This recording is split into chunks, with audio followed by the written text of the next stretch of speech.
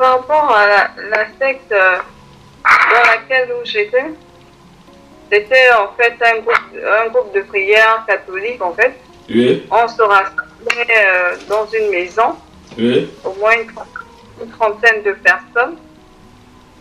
Et cette secte, moi je savais pas que c'était une secte. Moi, pour moi, c'était, voilà, on priait Dieu en esprit, en vérité en fait. Oui. Moi, quand je priais, c'était vraiment Dieu le Créateur en fait, Jésus. C'était, moi dans ma tête, c'était ça.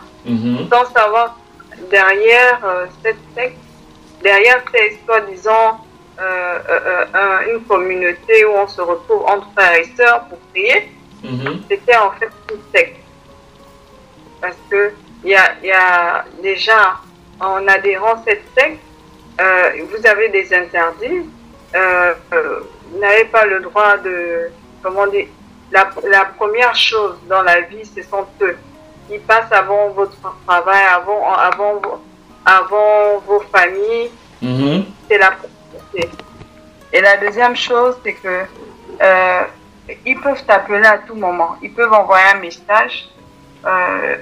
Ils peuvent te dire, par exemple, Saint-Michel ou Archange ou tel saint veut vous voir. Donc tu trembles. En fait, moi je vivais dans la peur, dans la stupeur. Dès que je recevais un message venant d'eux, parce qu'au moment où tu es au travail, tu reçois un message vers 7h, 17h, on te dit tu dois être là à 19h, sinon. Donc, je courais avec la peur au ventre. J'y allais. Des fois, je faisais des jours et des jours sans rentrer chez moi, sans voir ma mère, sans voir mon enfant. Et quand tu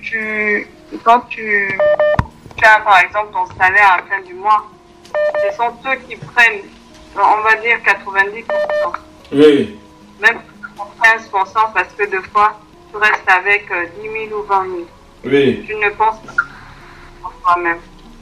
Donc, il y a même des charges que je n'arrivais pas à subvenir par rapport à ma mère, par rapport à ma famille. C'est aller à un point où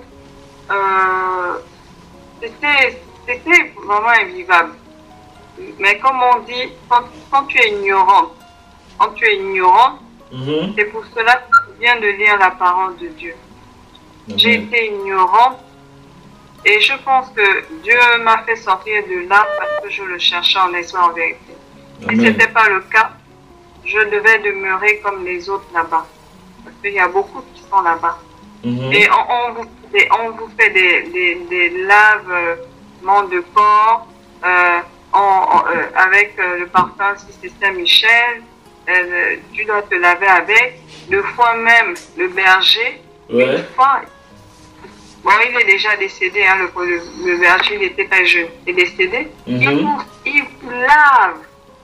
Il lavait jusqu'aux mamans, nues. Mais moi, je n'étais pas là à cette époque. On m'avait parlé de ça. Il lave les mamans, les jeunes, les enfants nus à poil. Soi-disant pour enlever les souillures, pour enlever nus. Ils appellent ça le bain de piratage. Oui. Et à chaque fois, on vous dit par exemple, on désignait certaines personnes pour aller dans les carrefours. Oh non, il faut être là-bas à minuit parce qu'il y aura un accident. Donc il faut verser, si c'est les citrons, des trucs comme ça en fait. Il y a de beaucoup en mission. Ou deux fois il dit non, prêtez-vous, on doit aller en forêt, parce que dans cette forêt il y a des esprits, il faudrait qu'on aille les tuer. Bon, moi je suis jamais allée, il y a certaines personnes qui allaient. Et ce qui m'a le plus marqué, c'est que, soi-disant, on prie Dieu en esprit, en vérité, mais on vous dit d'aller en boîte, soi-disant l'esprit. Alors, Raphaël a dit qu'on doit aller en boîte. Mais en boîte, il n'y a pas l'argent. On est obligé de soit pour certaines, voir les dragueurs, et puis ce sont eux qui financent. Ça s'habille comme le monde. Ça s'habille comme le monde, ça consomme comme le monde. Ça fait vraiment, ça n'a rien à voir avec la vie en Christ. Donc, en fait, tout interdit biblique, c'est ce que nous appliquons, en fait. Oui. Et on vous dit, vous pouvez avoir plusieurs amants, et ils avaient le droit de te dire que ne sors pas avec X, ne sors pas avec Y. Non, celui-là, non. Donc, c'est comme ça, à un moment donné, je n'épousais pas leur vision des choses. Parce que, bon, je pense que c'est le Seigneur qui a permis ça. Je n'épousais pas leur vision des choses. Donc, j'étais un peu celle qui est un peu vraiment qui s'oppose à leurs règles. Oui. Donc, on faisait même des jours, on faisait soi-disant des jeûnes d'Esther de mercredi à samedi. Et un jour, j'avais celui qui est mon époux aujourd'hui, comme la parole de Dieu, il me faisait comprendre que ce que vous vivez là, ça c'est du monde en fait. Tout ce que vous vivez là, vous n'appliquez que tout ce qui est dans le monde. La parole de Dieu dit ça, dit ça, dit ça, dit ça. Bon, moi je ne l'écoutais pas, hein, sincèrement, je ne l'écoutais pas. Je me disais non, moi c'est ma communauté et tout. Et au jour où lui-même il est venu voir, il a fait exprès d'apporter des liqueurs. Quand il apporte des liqueurs, il se rend compte que en une fraction de seconde, ils se sont vraiment, ils ont pris ces liqueurs, ils ont consommé. C'est là où il y a un problème. Et là où il y a un problème. Oui. Et allô? Allô? Et il se plaignait en fait du fait que on se voyait une fois dans le mois. Oui. On travaillait pendant des mois. Oui. Il se plaignait auprès du berger, le nouveau berger. Oui. Et il disait non, mais je ne vois pas ma copine et tout. Là, c'était avant, bon, comme je ne connaissais pas vraiment la parole de Dieu. Donc, oui. Et il disait, mais je ne la vois pas. Quand je viens, c'est peut-être une seule fois. Et puis, après, on nous faisait comprendre que le paradis, on avait déjà 50% pour aller au paradis. Donc, on pouvait grignoter. Si tu veux, tu peux rajouter 5%. Pour avoir 60 ou 70%. On nous disait que le paradis était garanti. C'était à 100%, c'était garanti. Nous tous, on ira au paradis. Oui. Allô? Allô? Oui, papa. Oui, je voulais savoir, ça c'était une église, je sais que c'était un sectaire, mais ils utilisaient le nom de Dieu pour faire toutes ces abominations-là. C'est ça, non? Oui. Ok. Oui. Et c'était quoi? C'était l'église catholique? C'était bon, pas église. Bon, eux, ils disent que c'est église, mais ça se passait dans un domicile. Dans un domicile. Je vois un peu. Et ils utilisaient les choses des catholiques, je ne sais pas. Oui. Ok. Oui. Ok. Et ils mettaient des soutanes, comme à l'église catholique, voilà. Et voilà, il y avait la croix, il y avait, voilà. Les statues et tout ça. Oui. Ok. Et maintenant, l'endroit où vous êtes allé chez le marabout là, c'était chez un féticheur. Oui. Ce sont ces prêtres là qui vous ont envoyé chez le féticheur? Oui. Parce que l'enfant était tout le temps malade. J'ai ma fille qui était tout le temps malade. Oui. Elle était malade. Chaque mois, elle était malade. Parce que ce sont eux qui l'ont consacrée. Chez là-bas, ils ont consacré l'enfant pendant 3 jours. Moi, je venais juste allaiter l'enfant. Pendant 3 jours, ils étaient enfermés. Ils étaient plusieurs. Et pendant 3 jours, sans manger ni boire. Moi, je venais allaiter l'enfant. Et après ça, l'enfant tombait malade chaque fois. Chaque fois. Chaque fois. Et ils ont donné le prénom à l'enfant. Ils ont donné le prénom que finalement j'ai changé. L'enfant même a demandé à changer. Parce que quand on l'appelait par ce prénom, quand elle commençait à avoir 3 à 4 ans, elle s'est mise à pleurer. Elle dit, ne m'appelez plus comme ça, appelez-moi comme ça. C'était quel nom? On avait de quel prénom là-bas, dans la secte là? Sinaï. Sinaï, hein?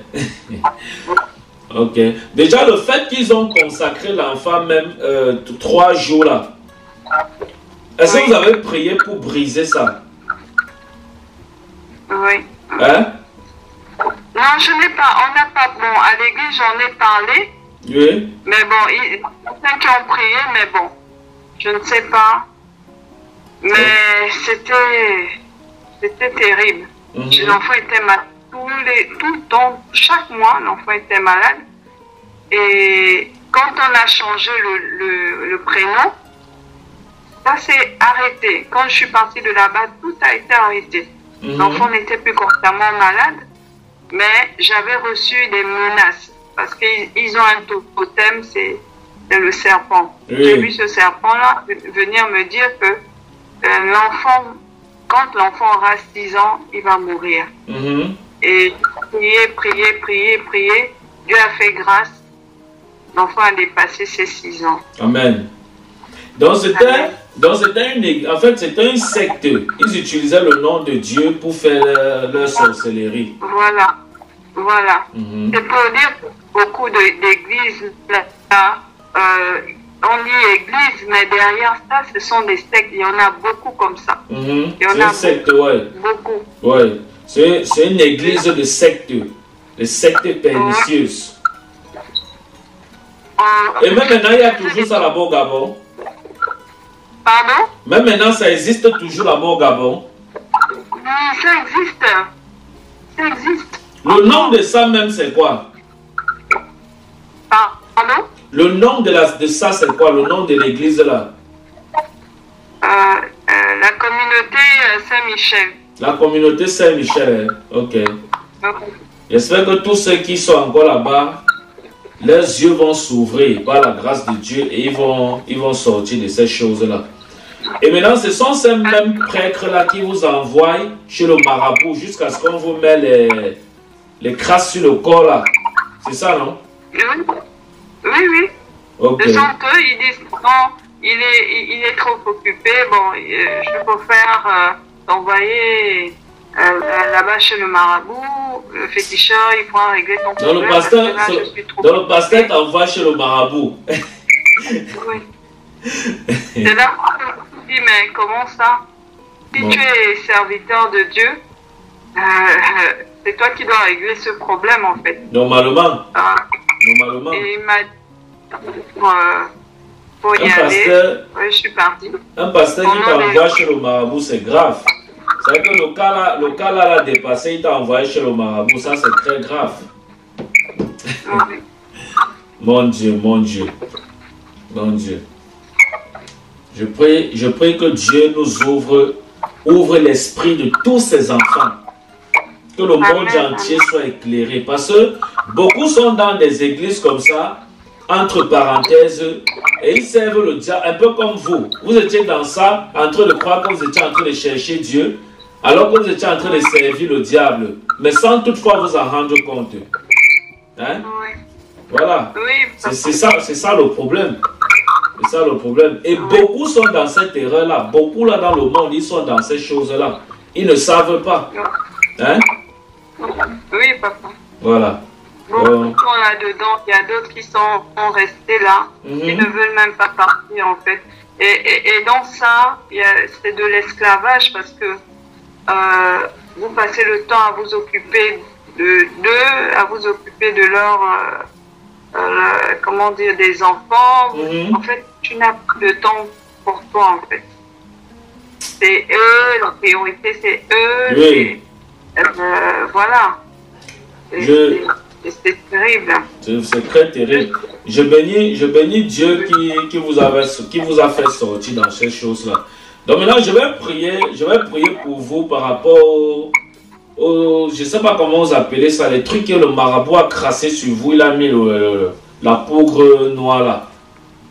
Oui. Vous appelez ça comment, hein? Il m'a lavé, il m'a mis des scarifications là. Oh, le marabout vous a lavé. Pardon? Le marabout vous a lavé? Oui, il m'a lavé. Il m'a fait il m'a blessé au niveau du ventre. Il vous a fait on appelle ça les blindages. Il vous a fait des blindages au niveau du ventre. Voilà. Et il a dit que c'était pourquoi? Il dit non, il dit c'est pour que tu as attiré les hommes. Bon, et d'autres choses, je m'en souviens plus. Il a prononcé des paroles avec des feuilles. Ok. Il disait que c'est pour attirer les hommes. Vous êtes devenu une prostituée pour attirer les hommes. C'est vous qui lui avez dit que vous voulez attirer les hommes en ce moment-là? Non. Parce que moi, j'avais déjà celui qui est mon époux aujourd'hui. Moi, je n'étais pas le genre à aller à gauche, à droite. Quand j'étais avec quelqu'un, je restais avec cette personne. Ouais. Non, loin de là, Dieu m'est témoin. Amen. Non, je crois. Ok. Donc, on va prier maintenant pour briser ces choses que le marabout avait mis sur vous là. Vous comprenez, non? Les blindages là, avec la poudre noire là. Oui. On va prier. Et il m'a donné des trucs à boire pendant des jours et des jours, des bouteilles avec des écorces. Oui. Que j'ai emmené chez moi.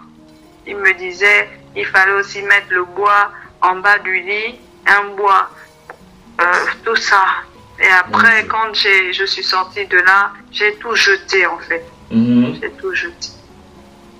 Il vous a vu torse nu quand il vous douchait, quand il vous lavait. Oui.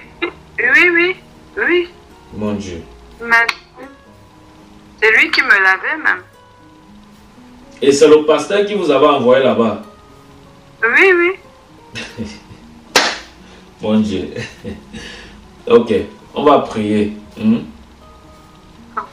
On va prier pour le reste, c'est bon. Hein? On va juste prier pour les cicatrices là. Je ne sais pas, il y a encore les marques de ça sur le ventre. Quelques marques, il y a peut-être une, deux. Il en avait fait beaucoup, mais ça disparaît au fur et à mesure. Ok. Il faut souvent frotter l'huile d'onction même là-bas, au nom de Jésus. Et ça disparaît. Il reste plus que deux. Trois. Ok.